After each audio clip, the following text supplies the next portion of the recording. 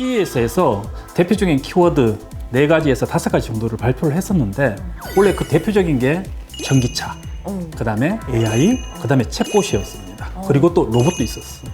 근데 여기에서 한 가지가 더 있습니다. 키워드. 그게 뭐였느냐? 메타버스. 그 중에서도 XR에 대해서 한번 주목해보자. XR이 좀 생소하거든요. 뭐 VR, 네. AR 뭐 이런 거는 그 전에 들어봤는데 XR이라는 것은 기존에 우리가 알고 있던 뭐 VR, AR, 그 다음에 MR 같은 모든 이 가상현실에 대해서 통합된 완성된 체계다 이렇게 보시면 될 것 같습니다. 그래서 처음에 주목해야 되는 부분들은 역시 파이입니다. 파이. 그러니까 크기입니다. 시장에 그렇죠. XR 시장은요. 지금의 2차 전지 시장과 충분히 비교할 만하고 충분한 상승의 가능성이 있다고 보여집니다. 시장 규모가 지금 2022년도에 138억 달러에서 2025년도에는 무려 509억 달러. 연평균 성장률 지금 보게 되면 한 32% 정도로 지금 예상이 되어 있고, 그 다음에 이제 XR을 하게 되면 우리가 또 대표적으로 게임 관련 내용을 볼 수 있는데, 지금 2025년도에 예상 인구가 무려 2억 1,600만 명. 그러니까 2025년도에 이 XR 게임 시장만 하더라도 엄청난 잠재적인 시장을 지금 보유하고 있다. 그리고 게임뿐만 아니라 향후에 방산, 헬스케어, 뭐 관광 모든 분야에 접목할 수 있는 XR에 대해서 한번 주목을 해봐야 될 거다. 메타버스 시장은 이제 태동기이고 절대 강자가 없는 시장입니다. 우리나라의 뭐 삼성전자, 일본의 소니, 그다음에 뭐 너무나 유명한 애플, 그다음에 뭐 퀄컴 같은 회사들도 현재 올해 새로운 기기들을 신규로 만들고 있다. 그래서 각국의 기업들, 세계 유수한 테크놀로지 기업들이 지금 다 참전을 하고 있는 상황이고요. 이제 뭐다? 본격적인 전쟁의 서막이 열린다. 당연히 IT 강국인 대한민국의 기업들도 가장 큰 수혜를, 혜택을 받을 수 있다고 보여집니다. 우리가 1월, 2월 달에 가장 핫했던 종목이 로봇과 AI였죠. 과연 그 다음 주자가 누가 될 수 있을 거냐? 가능성이 있는 종목들은 XR이다. 저는 이렇게 자신 있게 이야기할 수 있을 것 같습니다. 2차 전지와 전기차에 비견되는 성장성을 가지고 있다고 하셨는데 과연 다른 고수님들도 그렇게 생각하실지 함께 볼게요. 네.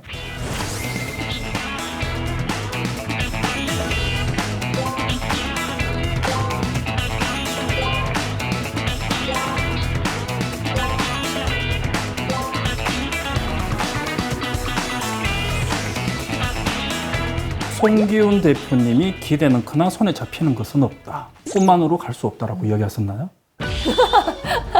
송 대표님한테 제가 전화를 좀 하도록 하겠습니다. 현실적으로 조금 멀리 봐야 된다 이런 내용들도 사실 맞는 말입니다. 과거의 메타버스는 사실 현실과 조금 괴리된 면이 있습니다. 주로 게임만 한다라거나, 그죠? 가상인간도 좀 몰입감이 좀 떨어진다거나. 근데 현재 2023년도에 이 메타버스도 XR 기술은요 상당한 발전을 이루어냈습니다. 게임 외에 용도 상당히 많이 있습니다. 예를 들게 되면 뭐 산업 현장, 뭐 군사적인 시설, 그 다음에 뭐 의료기관 같은 곳들.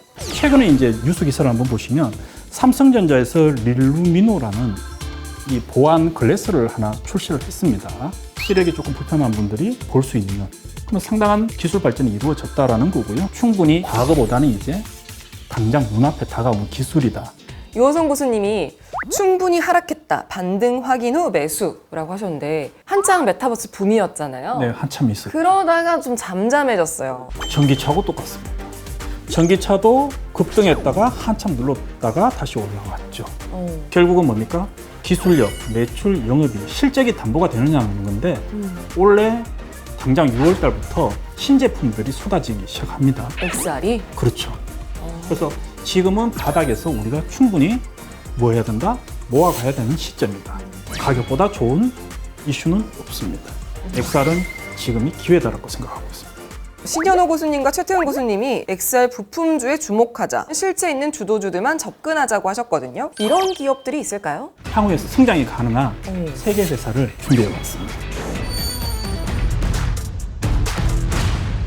일단 XR은요, 지금 이 시장에서 두각을 나타내는 기업들을 주목을 해야 되겠죠. 가장 중요한 것은 핵심 기술을 보유하고 있느냐입니다. 우리가 저번 방송에서 이 기술의 중요성을 이야기 드렸잖아요. 최근에 제가 이야기해드렸던 감속기 기술을 가지고 있는 SPG. 최근에 주가가 급등했습니다. 그리고 당연히 실적도 좋았죠. 그래서 오늘 가지고 온 3위 업체는요, 특별한 기술이 있습니다. 문원영 고수의 XR주 탑3 3위부터 볼게요.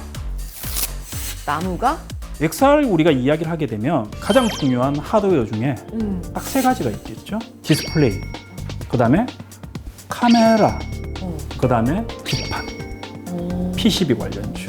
이 세 가지가 이제 하드웨어의 핵심 부품인데, 나무가는요, 카메라 모듈을 생산하는 업체라고 보시면 되는데, 이 회사가 국내에서 유일하게 3D 깊이 인식 기술을 보유하고 있다는 거죠. 이 특별한 기술이 있기 때문에 카메라 관련주 중에서는 나무가가 가장 혜택을 받고 주목을 받을 것이다라고 보이는 거고, 우리가 산업 성장 초기 단계에서는 중요하게 생각해야 되는 부분들이 진입을 누가 먼저 선제적으로 해서 선점을 하느냐라는 부분들이거든요. 이 XR 관련주를 볼 때는 기존 XR 사업에 투자를 한 또는 XR 사업의 기업에 납품 이력이 있는 회사에 주목하자.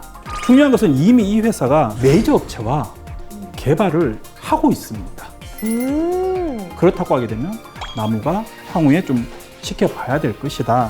그러면 이 회사는 실적이 얼마나 잘 나오고 있나요? XR 하드웨어 카메라 관련주 중에 실적이 가장 좋습니다. 이 회사가 2020년도에는 사실 적자였어요. 적자였는데 2021년도에 200억대 흑자, 2022년도에 300억대 흑자, 턴어라운드가 되고 있는 회사고, 이제 뭡니까? 턴어라운드를 지나가지고 매출액이 또는 영업이익이 폭발적으로 증가하고 있는 추세다라고 보시면 되겠죠. 그뿐만 아니고 나무가는 기존에 핸드폰 부품도 납품을 하고 있어요. 내년에 멀티플 동향을 보게 되면 영업이익이나 매출액은 폭발적인 성장이 가능하다. 현재 나무가는 주가가 많이 올랐죠. 120년까지 주가가 내려온다고 하게 되면 또 우리 매수의 기회가 되지 않겠느냐, 그렇게 좀 보고 있습니다. 2위 볼게요. 스코넥. 네. 이것도 들어본 것 같죠. 네. 2위를 스코넥으로 잡은 이유는 주도주로 편입이 된다고 하게 되면 폭발적인 주가 성장이 가능하다. 얼마나요? 저희가 잘 잡으면 최소 100% 이상. 100%요, 교수님? 네. 스코넥은요, XR 종합 컨텐츠 개발 업체다, 이렇게 보시면 될 것 같고요. 국내 유일하게 여러 명이 동시에 가상현실을 훈련을 참여할 수 있는 XR 워킹이라는 핵심 기술을 또 보유하고 있어요. 무엇보다 이 기업이 우리가 아까 전에 좀 주목해야 될 거, 협업, 이미 이력이 있는 회사들이라고 이야기를 했잖아요. 스코넥이라는 회사는 메타로부터 개발비를 지원을 받은 적이 있습니다. 그래서 VR 게임을 지금 현재 공동 개발했던 이력이 있다는 거죠.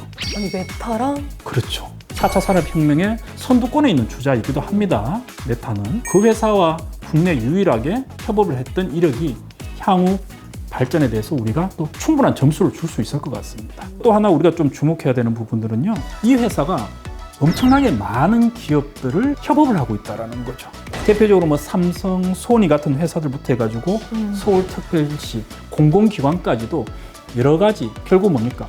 매출을 향후에 낼 수 있는 거래처가 상당히 많이 있습니다. 그리고 역시 제일 중요한 것은 가격이겠죠. 차트를 한번 보시게 되면 지금 완벽하게 U자형의 상승 초입 구간에 있다는 거예요. 차트를 보시면. 이렇다고 하게 되면 주가는 바닥이고 기술력은 보유하고 있고 메타와 협업도 했고, 그렇다고 하게 되면 이 회사 충분히 메리트는 있지 않느냐.